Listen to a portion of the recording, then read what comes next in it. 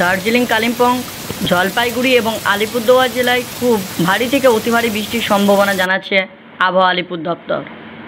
IMD অনুসারে কোচবিহার ও উত্তর দিনাজপুর জেলাও ভারী থেকে অতি ভারী বৃষ্টি হতে পারে।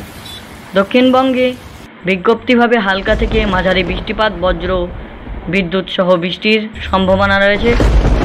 নদিয়া, উত্তর 24 পরগনা, দক্ষিণ 24 পরগনা এবং পূর্ব মেদিনীপুর বজ্রপাত, বিদ্যুৎ চমকানি এবং 30 থেকে 40 কিলোমিটার বেগে দমকা হাওয়া বইতে পারে।